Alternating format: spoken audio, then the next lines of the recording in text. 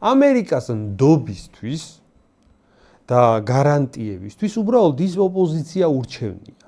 აქ რაღაცა პირადული არ არის, ეს არის ბიზნესი უბრალოდ. ამერიკა ასე უყურებს, ეს არის მხოლოდ ბიზნესი და მათ რაღაცა პირადული კი არა აქვთ.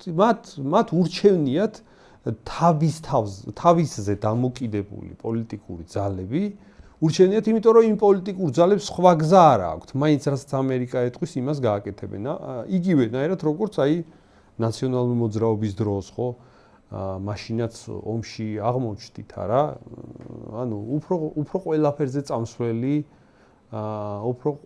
წამსვლელი პოლიტიკური ჯგუფია, იქიდან გამომდინარე, რომ არაფერი მთლიანად იმ საერთაშორისოა დამოკიდებული, ხო და ამიტომ ამისი გაცნობიერება დარწმუნებული ვარ, რომ ქართულ ოცნებაშიც არის ის რომ ეხა ოპოზიცია ურჩევნია დასავლეთს, ეგ ფაქტია, მაგრამ აქ ქართულ ოცნების გეგმა რა იყო?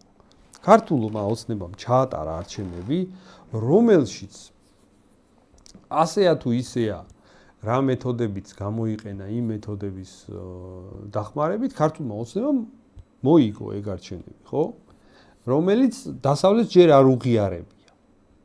და ეხლა ქართული ოცნების მთელი ეს გეგმა მდგომარეობდა იმაში, რომ აი არჩევნები მოვიგე, ოპოზიციამ სცადა საპროტესტო ტალღა, ვერაფერი ვერ გააკეთა.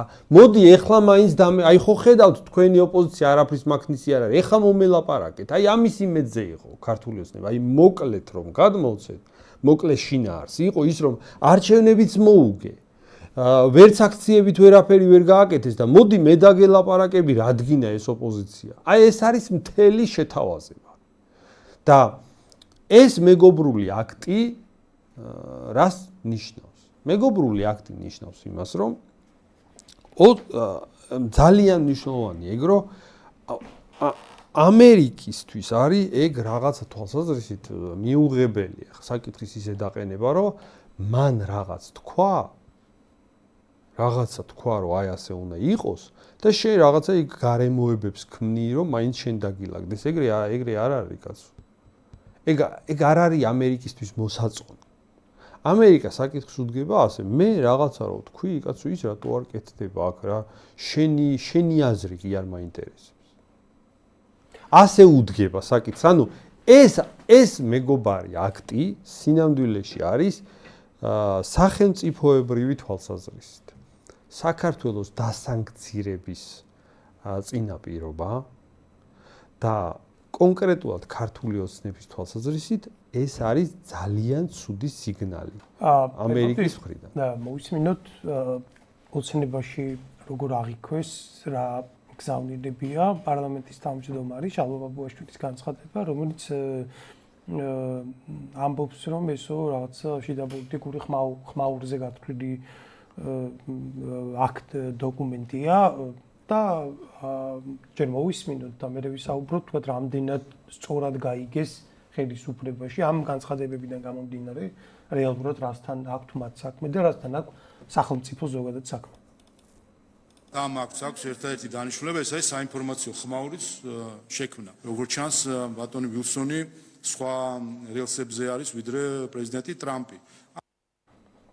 ხმას ჩავთავთ და გავუშვებთ.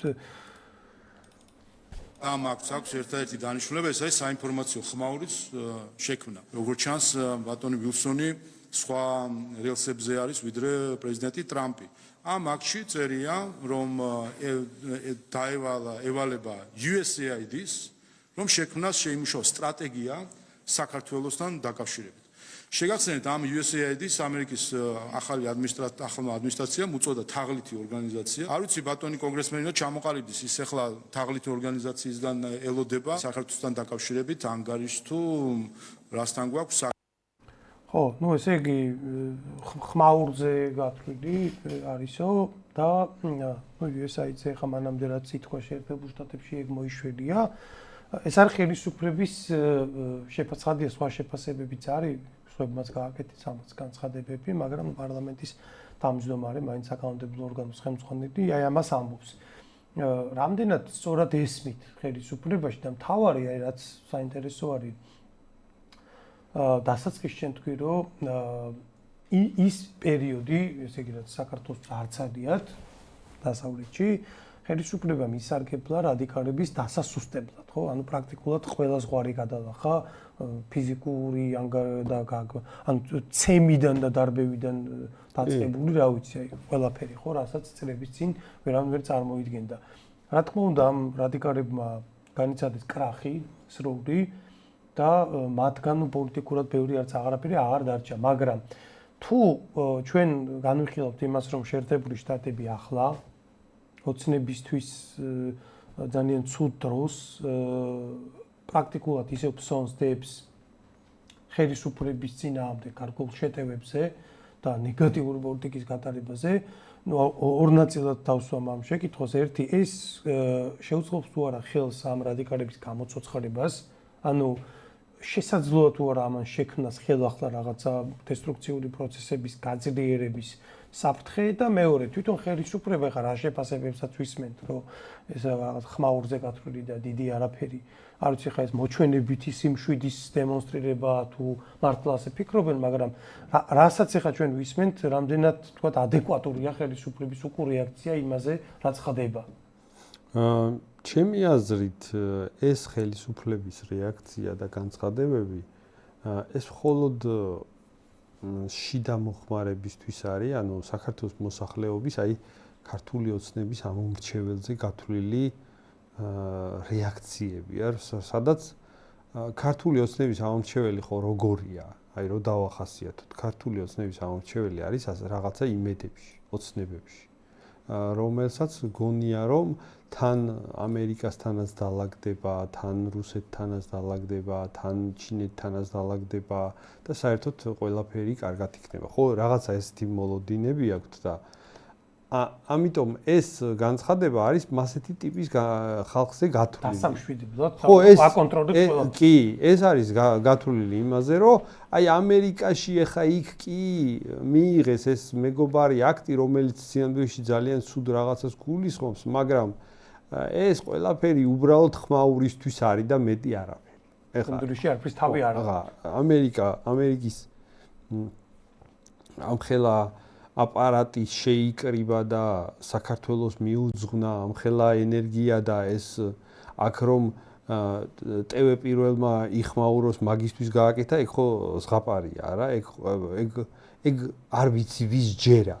მაგრამ როგორც ჩანს ვიღაცებს ჯერა. მაინტერესებს თვითონ ეგ ჯერათ შენ ამბობდა გეთანხმები რომ შიდა მოხმარებისთვის, მაგრამ აი თუ ეგ მართლა ჯერათ ოცნების მაღალ პოლიტიკურ ეშელონებში, ну მაშინ ძალიან რთულად არის ჩვენი საქმე. მე მგონია საქმე არის როგორ ქართული ოცნება საქართველოს აი მოსახლეობის დიდ ნაწილს, აი იმას, რომელსაც ქართული ოცნების იმედი აქვს, ხო? რომ რაღაცას გამოსწორდება და გადაარჩენს. მაგ ნაწილს ძალიან ეფექტურად ატყუებს. მაგ ნაწილს და პარალელურად დასავლეთთან ვაჭრობს. ქართული ოცნების გეგმა ეგ არის, რომ ეფექტურად თავისი ამომრჩევლის მოტყუება გააგრძელოს, დატოვოს ის თავისი ამომრჩეველი მაინც თავის იმედზე და პარალელურად აი ამ სურათით ივაჭროს დასავლეთთან. და დასავლეთთან ვაჭრობა რაში მდგომარეობს? აი არ არის მთლად ისე, რომ ქართულ ოცნებასაც არ აქვს რაღაცა ბერკეტები. მთლად ეგრე არ არის, იმიტომ რომ ეფექტურად ატყუებს ხალხს. მაგის თქმა მინდა. აი ქართული ოცნება ცდილობს აი ასეთი წინადადებით ივაჭროს, რომ რაც არ უნდა მოხდეს ამ ქვეყანაში ქართულ ოცნებას უჭირავს ძალაუფლება. ამერიკის გავლენის ჯგუფები ძალიან უსუსურები არიან და ხალხი არ უჭერს მხარს. აქედან გამომდინარე ქართული ოცნებას დაულაგდნენ ჯობია. აი ეს არის ქართული ოცნების შეთავაზება. და ამერიკა საკითხს ეგ მოცემულობა ამერიკისთვის არის საკმაოდ გამაღიზიანებელი. იმიტომ რომ რაღაცა თვალსაზრისით არ არის ის მოცემულობა, რომელიც კონტროლს გულისხმობს იმ დონეზე, როგორიც სასურველია ამერიკისთვის. ამიტომ იქიდან გამომდინარე, რომ საქართველოში საკმაოდ უმნიშვნელოა საქართველოს გარისკვა, არ გარისკვის საკითხი ამერიკისთვის, ანუ ნაკლებად მნიშვნელოვანი საკითხია და ნაკლებად რისკის შემცველია ამერიკისთვის ზოგადად. ჩემი აზრი ის არის, რომ მოსალოდნელია ამერიკამ ჩვეულებრივად გარისკოს საქართველოსთან ურთიერთობა გარისკოს არ არის პრობლემა ამერიკისთვის. ანუ მე დარწმუნებული ვარ, რომ ქართულ ოცნებაში რითი იმშვიდებენ, იცით ავს? იმითი, რომ წარმოუდგენიათ, რომ საქართველოს ძალიან მნიშვნელოვანი გეოპოლიტიკური ზონაა ამერიკისთვის და საქართველოსთან ურთიერთობის გაუარესებას არ გარისკავს ამერიკა. ოღონდ სინამდვილეში უნდა ესმოდეს, რომ პირიქით არის ამერიკა გაცილებით უფრო მეტს გარისკავს, ვიდრე ქართული ოცნება გარისკავს ამერიკასთან მიმართებაში. პირიქით არის ეს ყველაფერი. კარტები ამერიკის ხელში უფროა, ვიდრე ქართული ოცნების ხელში. ამიტომ ამერიკამ უკრაინასთან ურთიერთობაც გარისკა. საქართველოსთან ურთიერთობას მით უმეტეს გარისკავს და საერთოდ ეგ მოლოდინები დამღუპველია და ძალიან მავნე მოლოდინებია, თუ კი ვინმეს აქვს ის მოლოდინები, რომ ამერიკა რაღაცას არ გარისკავს საქართველოსთან მიმართება. ხომ არ დაკარგავს საქართველოს და მოდი აქ რაღაცა ნაბიჯების გადადგმა მაგის იმედად დავიწყოთ. ამიტომ აქ საქართველოში კარგად უნდა გვესმოდეს ჩვენ, რომ ამერიკას რა გეგმა აქვს, რას აკეთებს საერთოდ, რა მიდგომა აქვს. კარგად უნდა გვესმოდეს, რომ მაგ მიდგომიდან გამომდინარე რა არის მოსალოდნელი და ჩვენ რა უნდა გავაკეთოთ იმისთვის, რომ რაც შეიძლება მეტი სუვერენიტეტს მივაღწიოთ და მეტ დამოუკიდებლობას მივაღწიოთ. ჩვენი ამოცანა ეგ უნდა იყოს, ხო?